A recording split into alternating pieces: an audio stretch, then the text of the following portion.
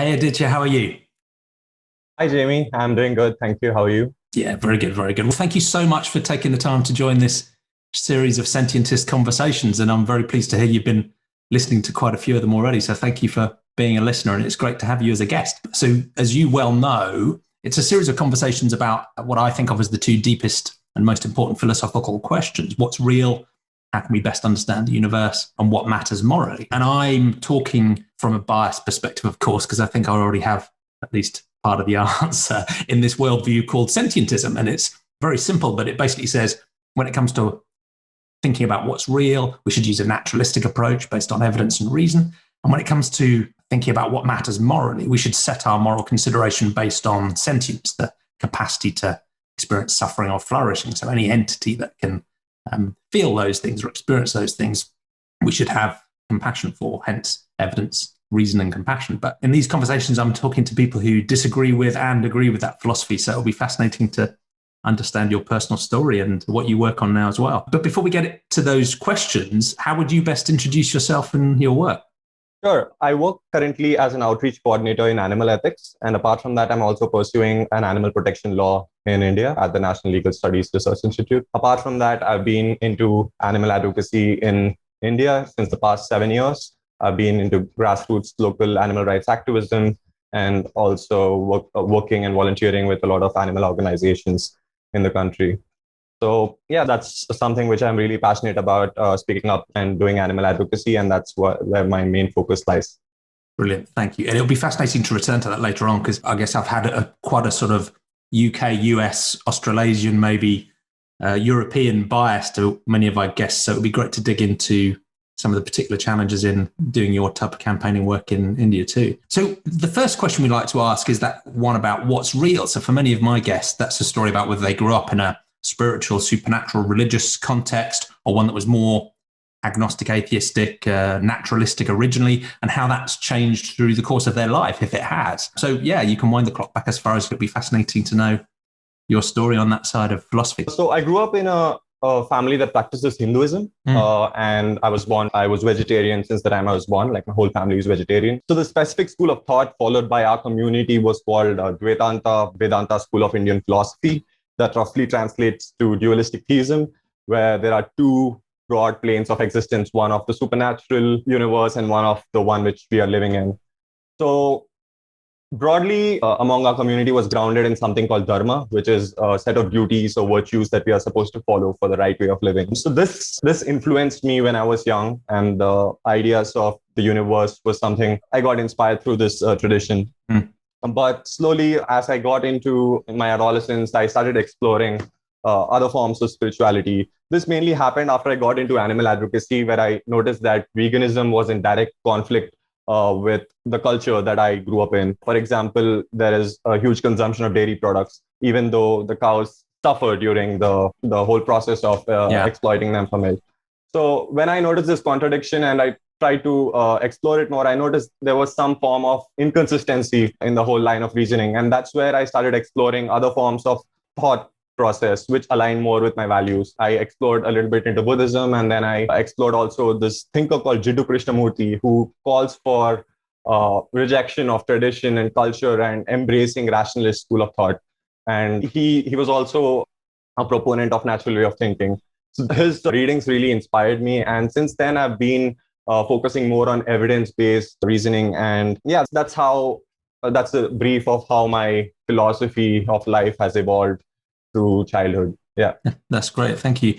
And you touched on two angles that come up in this conversation with many of my guests. One is about consistency and logic and facts and reason. And another one is how, I guess, supernatural ways of thinking or religious ways of thinking link into the second big question, what matters morally? And you've hinted at some of that already. So it would be interesting to go onto that topic and understand how your thinking about morality and ethics has shifted as you went through that journey in terms of what matters morally and what's the grounding. And also a critical part of that question is about moral considerability and which entities get to count in our moral systems as well. And again, you've hinted at your thinking there because you grew up vegetarian, you've become vegan. So again, it'd be interesting to know the parallel story there for you about what matters morally and how your scope of moral consideration has developed over time. So when I was young, as I mentioned, the virtues of which were dictated by our tradition was something which influenced about what I considered and what is wrong. But then as I started exploring other forms of view, I realized that I came across the golden rule. And that's something that I really inclined towards. I intuitively that felt right. Do unto others as you would have done unto yourself. So that's also been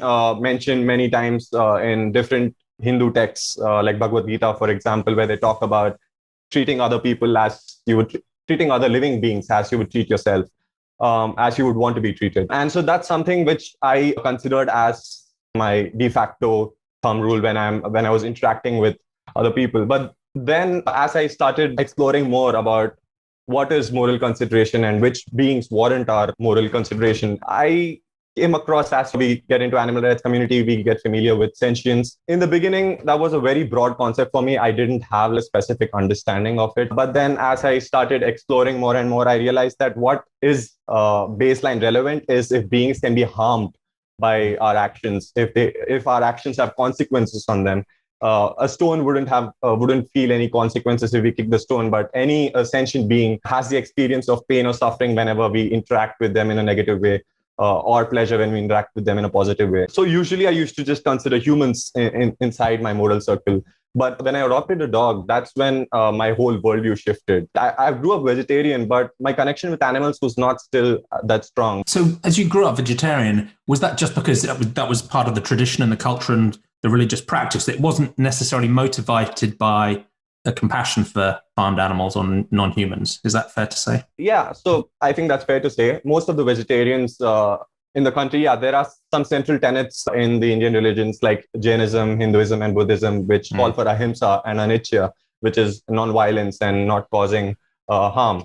So the tradition of vegetarianism is motivated with those tenets. But most of the vegetarians, at least as far as I know, we do not have a strong connection with the suffering of animals. Only when we are in direct contact with them and we have a strong relationship with them, only then we are able to experience what they are feeling, what their emotions are. And that's what happened to me when I became a parent for a beautiful dog called Jeannie.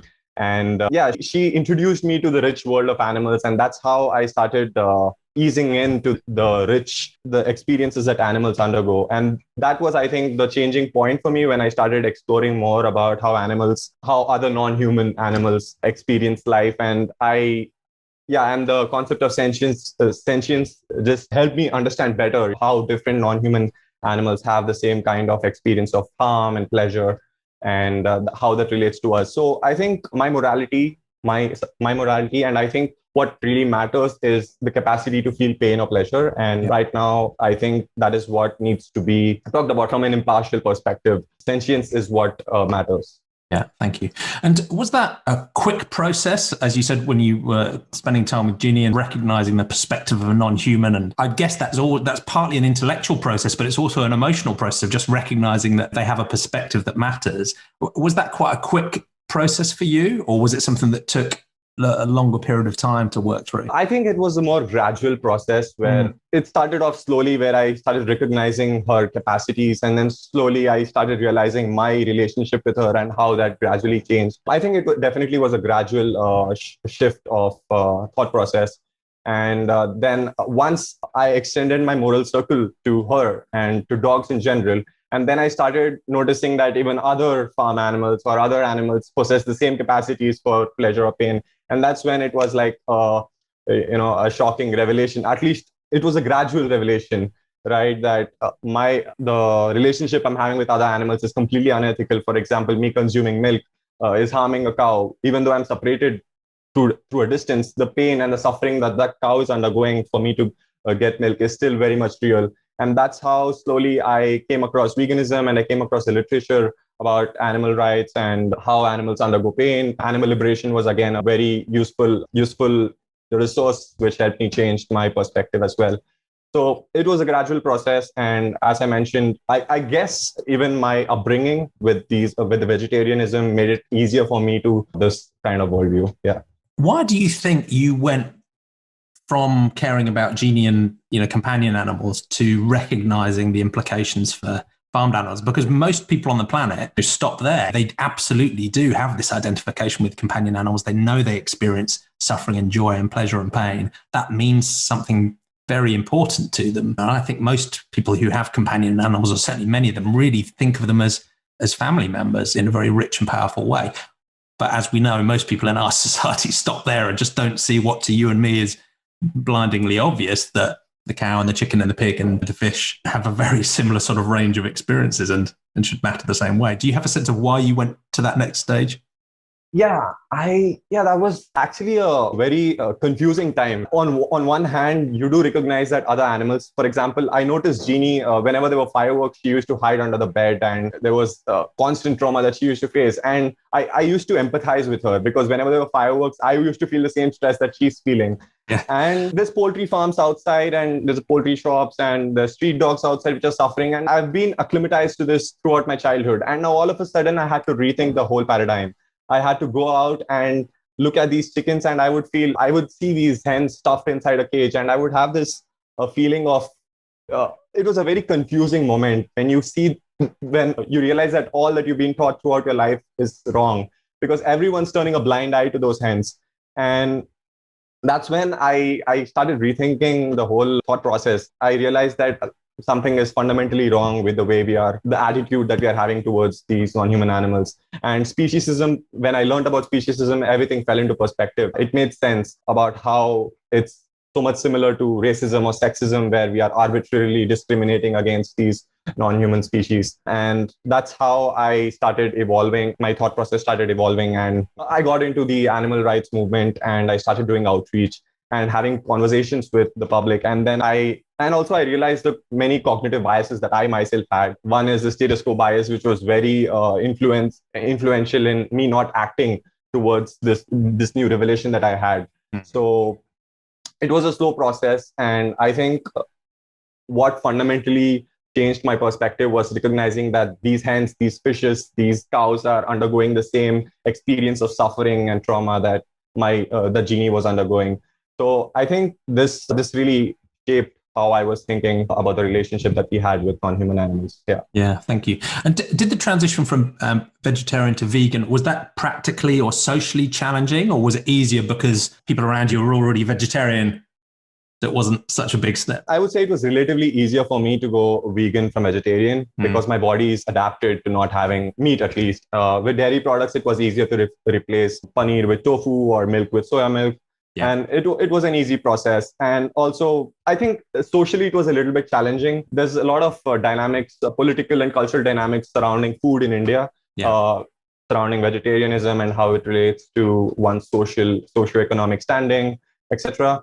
So again, I think it's very common when a person goes from being a non-vegan to a vegan that he faces a certain form of social backlash. Yeah, I did face that in the beginning among my close circles, but once I got introduced to the vegan community, it was much easier learning from them, and they were a support system. So yeah, I would say mine was relatively easier, but yeah, in India, it depends from person to person, right? In the end. Yeah, of course. So I think you and I share this focus on sentience as being the morally important characteristic, and see things like species or other characteristics as arbitrary morally. So one challenge to that sort of sentientist perspective is that it's gone too far and that we should focus much more on humans. And I think you and I would disagree with that stance and push back on it. But there's a challenge from the other side as well, and that some people, I think actually the first time the word sentientism was used was to criticize the idea and to say, look, it's actually another form of discrimination, because you're discriminating against the non-sentient things. You're discriminating against non-sentient living things like plants. You might be discriminating against aspects of the wider environment, rocks and rivers and trees and plants and so on. And some people would describe these as biocentric or ecocentric or holistic ways of thinking, that see that there's intrinsic value even in the things that aren't sentient, that can't be harmed at all. What's your perspective on those even more expansive moral scopes? Yes, absolutely. So what you mentioned was a form of holism, right? Where you value abstract entities. I think a part of that comes from the culture norms surrounding it. For example, even in India, the natural elements are worshipped. They are as, for example, rivers, rocks, and even certain forms of trees, they are revered to be holy. Yeah, and with respect to the ecosystem, and I think conservation biology and a lot of academic fields also reinforce this perspective of valuing abstract entities like ecosystem or forest. But I think once you start to introspect more about who is actually harmed when we destroy an ecosystem or when we destroy a forest, it's the sentient beings in those particular forests. For, as I mentioned earlier, a rock or a river they cannot be harmed because they're not sentient. But for example, if we destroy a river ecosystem, then the sentient beings in them might be affected. So I think there needs to be this paradigm shift where we are actually focusing on sentient beings and not on abstract entities. Because there might be many instances where to protect an ecosystem, we might need to harm sentient beings. So in those cases, it would be unfair to value these ecosystems or this particular abstract entities, which cannot be harmed over the sentient beings, which will be suffering. An example of that is hunting to preserve a particular form of a ecosystem or a habitat. So if we actually valued sentient beings, then we would prefer harmless methods of controlling the population over harmful ones. So I think it comes down to thinking more about these issues and looking at who is actually being harmed. And also, I think anthropocentric reasons also influence this kind of thinking where, for example, where a group of people value certain forms of elements in a particular ecosystem, and then they give more value to that over sentient beings. Yeah, I think it requires a little bit of introspection, communication. Again, there is no harm in valuing an ecosystem or non-sentient elements, but I think when it comes down to the situations where a sentient being is being harmed for preserving a plant or a certain form of non-sentient element, then I think we should just look at what is the relevant characteristic over there and prefer sentient beings. If not, that would be a form of speciesism. Yeah, agree. We're going to struggle to disagree here. I'm with you. I think even a strictly sentientist point of view that only considers the value of sentient experiences still has a rich concern for the environment, ecosystems, and because they're so important to the experiences of sentient beings. So I think there's plenty of overlap, but I agree where things drift apart is where people start to privilege things that aren't sentient over things that are. And I'd agree, quite often it's just another way for an anthropocentric human exceptionalist view to be pushed back in, right? So it's our aesthetic appreciation of nature. It's just another way of talking again about what humans, it's not really a direct interest in even these wider ecosystems. So I think us humans are very good at coming up with self-serving categories and ways of thinking.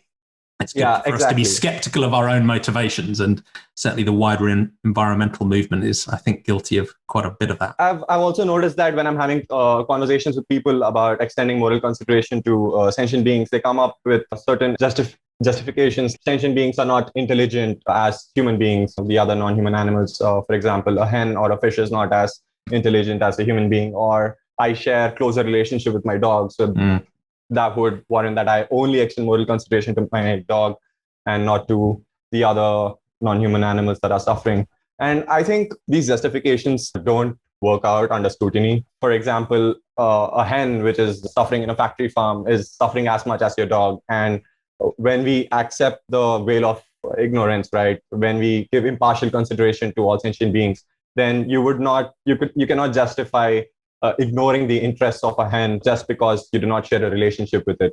For the same reason, we would not harm a human because we don't share a relationship with them. There are a lot of often people whom we do not share a relationship with it, but we still extend solidarity with them, we still extend support to them. Then why are we creating this arbitrary divide between humans and the other species like hens or fishes or the wild animals? And I think that's a really interesting test. You don't have to think that non-humans and humans are worth exactly the same. You just have to think that all sentient beings are worth something. And then it's really interesting to take a way we think about non-human animals and say, would that line of reasoning work if we applied it to humans as well? And if it doesn't, it's normally an indication there's something wrong, right? There's some motivated reasoning or there's some arbitrary discrimination that's crept back in. Because I think you're right. Sentientism in a way just sets a baseline. It says we should have moral consideration and compassion for all sentient beings. Of course, we then still prioritize. I prioritize my family over other humans. We might think about relational networks. We might think about other characteristics or capabilities. But I guess my position is you can prioritize in different ways, and there may be other ways to value things or to resolve difficult moral trade-offs. But we can't allow any of those things to break that baseline of moral consideration for all sentient beings. And to my mind, a good test of that, or okay, what does that mean? It means that you would see needlessly causing them harm or death as a moral negative. You might not prioritize helping them, but you certainly wouldn't deliberately contribute to their harm or death as some form of baseline. But absolutely. Yeah, that's what I meant. And it's not just not harming them. If a human is suffering from any natural element of disease or starvation, we as a society, we do extend support to them. We do provide them with support and aid. But when it comes to animals suffering in the wild, for example, I think you've discussed this in your earlier podcast, but animals in the wild suffer from so many different natural causes. And there is a tendency, at least among today's society, to only consider those causes caused by human anthropogenic causes. For example, if it's us who's causing like a chemical disaster in a particular ecosystem or climate change, only then do we talk about the interests of these wild animals. And it's not also the animals, wild animals in specific. We talk about them as an abstract entity, right? We do not actually look at it from the perspective of their well-being. But the natural elements, for example, weather events or diseases or parasitic infections or shortage of food or water, there's so many different natural causes that cause harm to animals. And it doesn't matter if the harm caused is human, anthropogenic or non-anthropogenic. Animals are harmed in a similar way how humans are harmed for natural reasons So when we talk about extending support for humans, then why not extend support for non-humans who are equally being harmed by natural causes? Yeah, I think that's another brilliant example of how when you apply that way of thinking to humans, it's obvious how it just doesn't make sense. But that's a contentious topic, even within the animal advocacy and vegan movements and related movements, because there is this sense that almost everybody agrees that animal farming is a moral horror that needs to be abolished and ended. So that's a reasonable point of consensus amongst most people in that movement, or there might be grey areas around the edges, but most people would agree with that. But then when you start to think about the experiences of non-humans in the wild, I think there's at least a couple of things that get in the way. One is this sort of reverence for nature. And some people do have this sense that if something is in nature, which I challenge anyone to define appropriately, then it's by definition good. So if an animal is suffering in nature, that's fine. It's also motivated by a sense that humans didn't cause that. So why do we have a responsibility to help? But it's also motivated by, and I do have some sympathy with this, a skepticism about humans, right? This sense that humans, we love to intervene, we have hubris, we overestimate our capabilities, we've already caused so much damage to non-humans that there's this hesitation about us intervening. And so a combination of those three factors leads people to say, yes, we need to work to end animal farming, but when it comes to wild animal suffering, let's just leave that alone. Exactly as you laid out, you could see if we'd caused suffering to a group of humans, we'd want to end that suffering.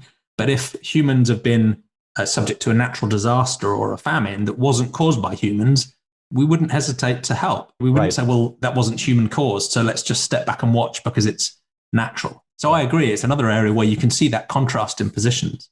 I think that misunderstanding mainly arises the prevalent belief that if humans leave the nature alone, the nature will be perfect. It's idyllic how it is, that all the animals will be in complete positive harmony if we leave them alone.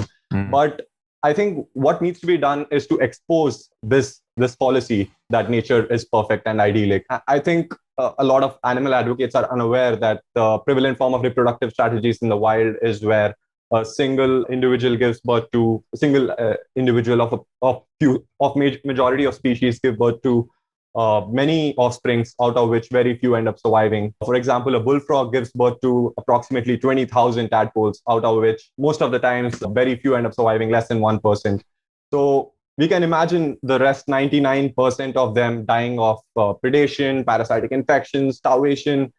So it's a very horrible life out there. And this is the situation for majority of animals in the wild, which reproduce in this way by giving birth to many offsprings. So I think they are usually unaware of this situation in the wild. And once I think they are educated about the situation, they probably would become more open to considering the situation and the well-being of animals in the wild. At least this has been my experience with talking with the other animal advocates. Yeah, I think so. Because people who've already developed that compassion for farmed animals have done that by switching perspective and, you know, almost imagining what it's like to be one of those fishes or a chicken or a cow. And it's exactly the same thing, right? It's just switching that perspective to imagining you're an animal in the wild and what those experiences might be like.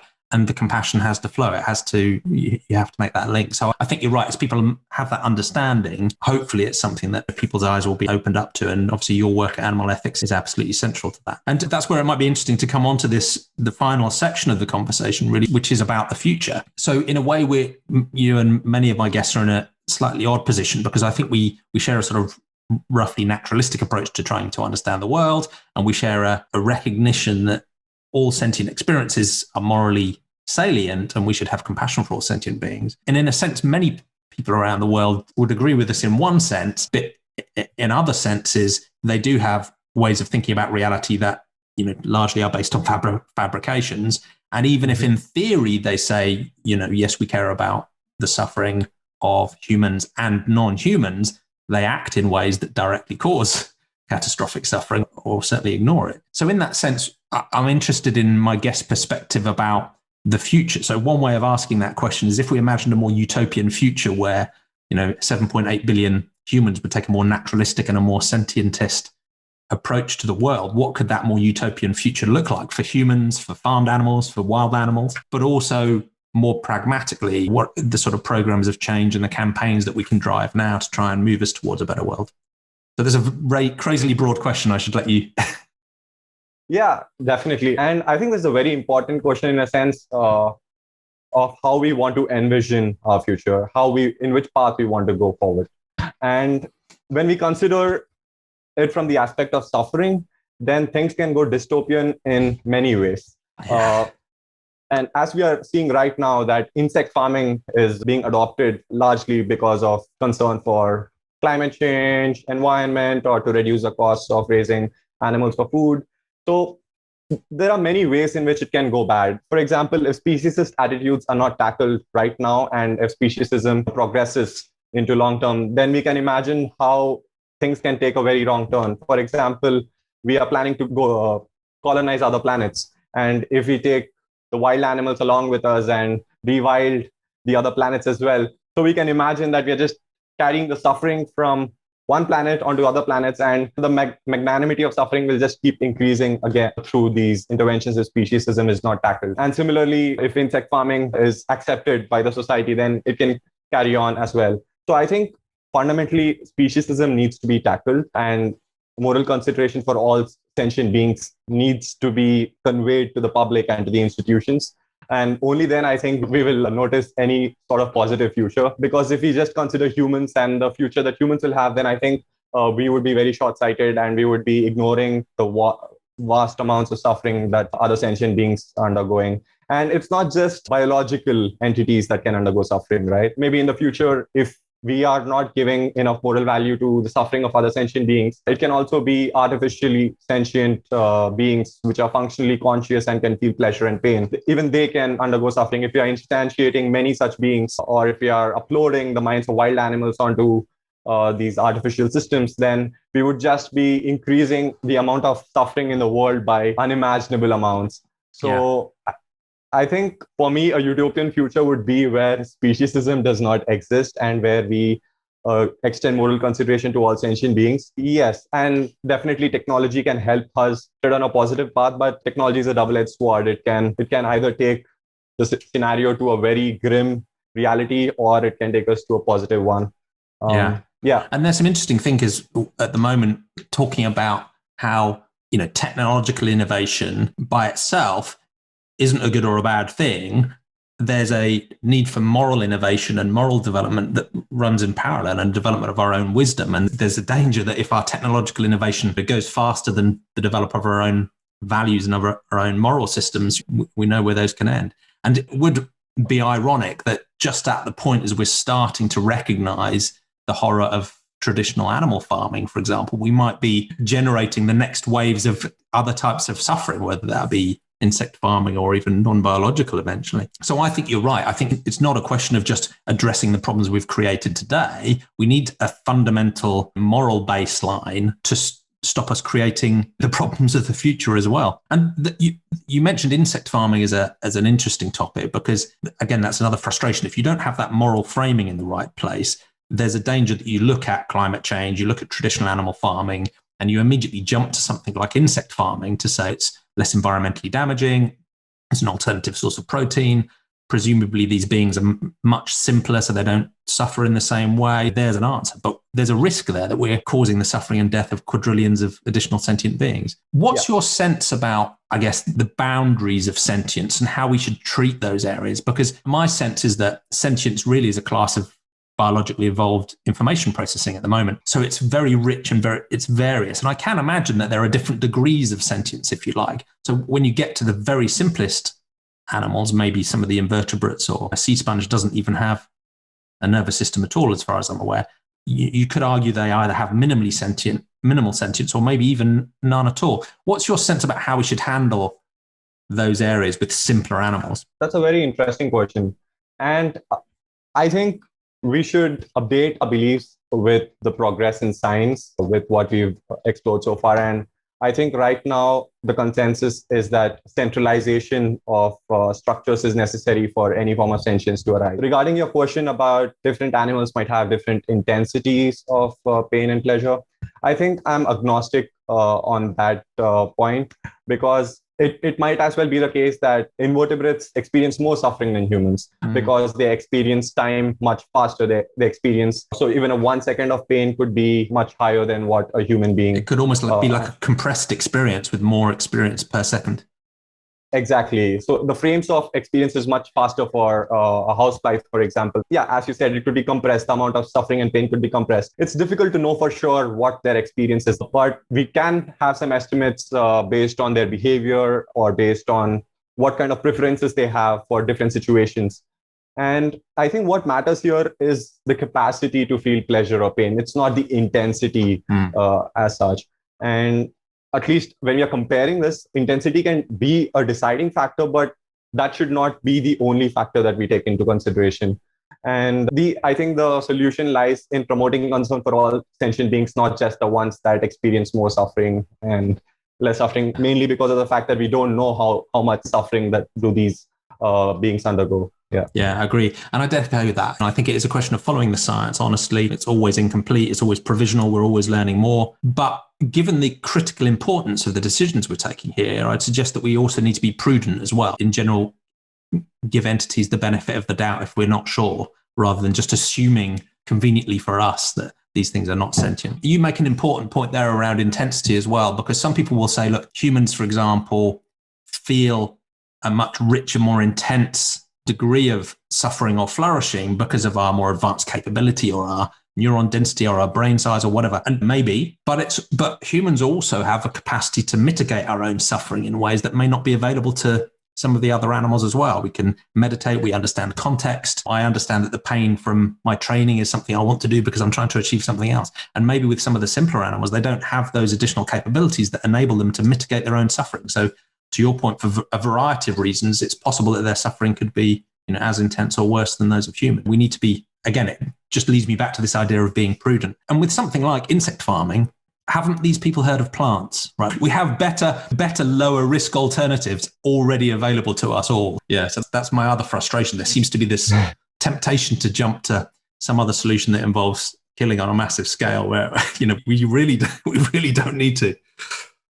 Yeah, I think it's better to take the precautionary principle on that front, but not take it too far, because we know that plants do not have any form of structure where they are able to process experiences and have emotions. But we do know that insects, at least behaviorally and also through their structures, do have some sort of capacity or probability for them to experience pleasure and pain, but they can experience pleasure and pain, and they are sentient. So I think with plants, when I have conversations with people, on one end, they extend moral consideration to plants, and on the other end, they are very, reluctant to extend moral consideration to the farm animals. Yeah. So they seem more concerned with a carrot than they do with a pig. Yeah. However, I'm more optimistic that in the future, with more development in neurobiology, we will have a more biological understanding of how sentience arises, how consciousness arises. And right now, we should resort to precautionary principle, and we should extend our moral consideration to all the beings that we know are sentient. Yeah, yeah. So as we come back to this view of how the future might play out, I think, again, a sentientist view would want to resolve all of the problems within the human species in terms of discrimination, in terms of poverty, in terms of global development, in terms of health. And you could take that as far as you like, maybe even into sort of transhumanist ideas about longevity and happiness and intelligence and so on. So that's one space. You can look at the world of animal farming, and I think generally a sentientist approach suggests we should have a just transition to end it completely, and ideally most other forms of animal exploitation too. But then there's the space that we've talked about already, which is that of wild animal suffering. And again, I'm interested in your view here, because you can think about a sort of utopian future, or you can think more pragmatically about things that we could do now to assist and mitigate wild animal suffering. Because I think some people look at the topic of wild animal suffering and think it's all about gene drives and super advanced technology and re-engineering predators and so on. But there's also some really pragmatic, immediate initiatives that are underway today that can really help. So I'm interested in your view across that portfolio of ideas. Yeah, I completely agree with you about the misconceptions that people have when they are introduced to wild animal suffering, like, oh, these people are planning to eliminate predators or completely change the ecosystem or something like that. But that's not really true. There are many practical things that we can do right now which will create change, long-term change in the way the attitudes towards animals. So that's what we do at Animal Ethics, where we try to promote concern for all sentient beings, especially among academics. And there is this new field of welfare biology, which is a cross-disciplinary field which we are trying to introduce into mainstream academia, which involves scholars from different life sciences backgrounds like biology, animal welfare science, ethology, and conservation biology, to utilize the knowledge which these fields already have to understand what the situation of animals in the wild is and what can be done to help them. And humans already intervene in the wild in many ways for the benefit of humans. For example, we cut down forests to build hospitals or to build a community over there. And also we vaccinate animals to protect the farm animals because of zoonotic diseases transmitting from the wild animals to the farm animals. And also during natural disasters, we go out of our way and we help animals in the wild, as for example, during the Australian wildfires, where koalas, which for aesthetic reasons or for conservation reasons were more cared for and were helped. But there were many other species of animals that were not. So humans do actually go into the wild and help animals. The point here is to gain more support for helping animals in the wild. And especially one of the most effective ways to do this is to conduct more research, to gain more knowledge about the most effective ways to help animals in the wild is. And this is what we help to achieve through introducing this field of welfare biology, where we gain more knowledge. Because as you said, whenever humans have intervened in the wild, the perception is that we've caused more harm than benefit. So to be more careful, we need more knowledge. And to create more awareness about this in academia, we have recently conducted 2 surveys. One was qualitative and quantitative, where we surveyed academics and scholars from different universities about what their perceptions and beliefs about wild animal suffering were, and which interventions did they feel would gain more support in the academic field. And we came up with 3 major areas of intervention which were supported. One was helping urban wild animals, because they are already in the influence of humans. We affect them in many ways already. So there's less resistance to helping urban wild animals.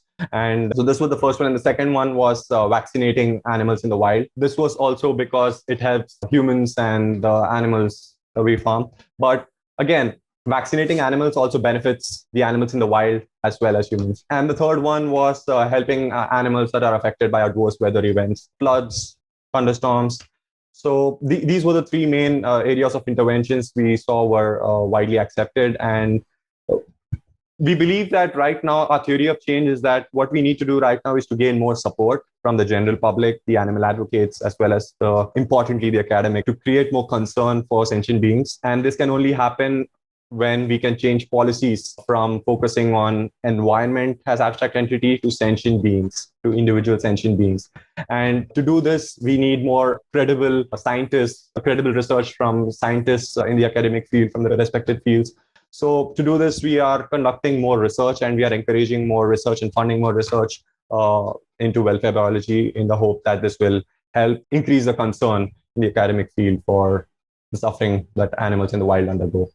Yeah, thank you. And I think, again, it's super simple. It's that combination of a compassionate switch to recognize the perspective of each of these individual sentient beings. And then, as you've said, it's such an immature field in terms of our level of understanding, partly because humans haven't cared enough to go and find out. That need for a much richer base of research into welfare biology is super important. And hopefully that will help us, as we do the research, it will help raise awareness and raise concern about these issues. But it will also reassure us that we are being prudent and we're not just doing the usual human hubris thing, and that we are actually making a positive benefit too. And because, as you said, I think many people have a romantically naive view of what wild animal experiences are like. Others recognize it's a problem, but just don't want to engage in it because they're so skeptical about human intervention in anything. But it was interesting because I think there's a positive upside there too. One of the points that Heather Browning, one of my earlier guests, made is that she thinks that we don't just underestimate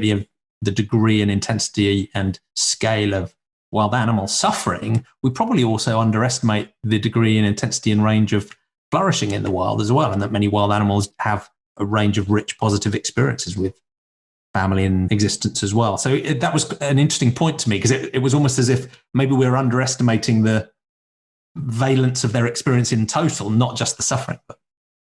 Yeah, exactly. And there's many ways in which we can change the dynamics or influence the dynamics of the ecosystem. As you said, it's not just suffering that animals undergo. For example, many herbivores, like larger herbivores, like elephants, they live a long lifespan, and they have a communal support. Like they help each other, and they usually have lesser number of offsprings and more care given to those offsprings. And they usually have a very positive life on average.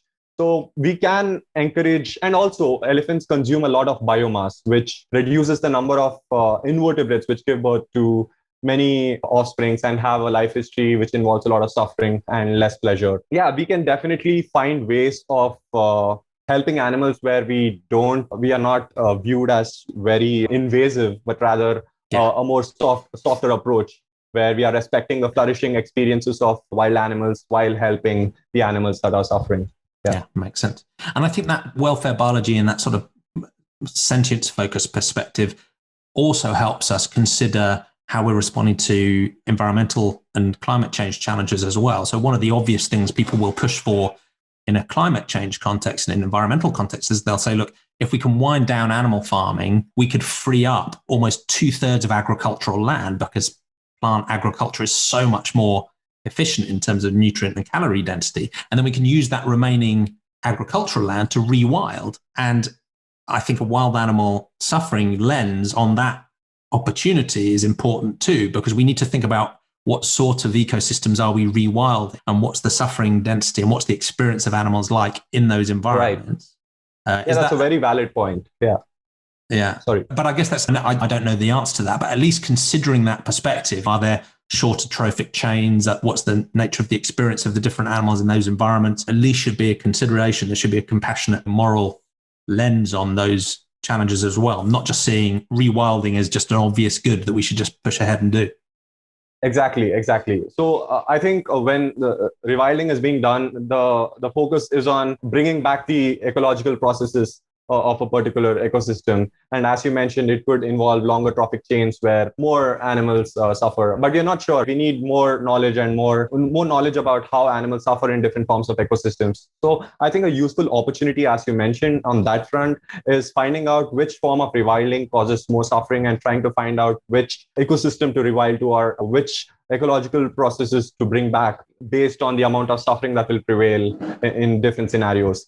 So I think, again, opportunity where we are investing more in learning about what the situation of animals in the wild is in different ecosystems and what we can do to help them in the most effective ways. Yeah, I think focusing on the well-being of animals when we are rewilding is something that can change the whole paradigm.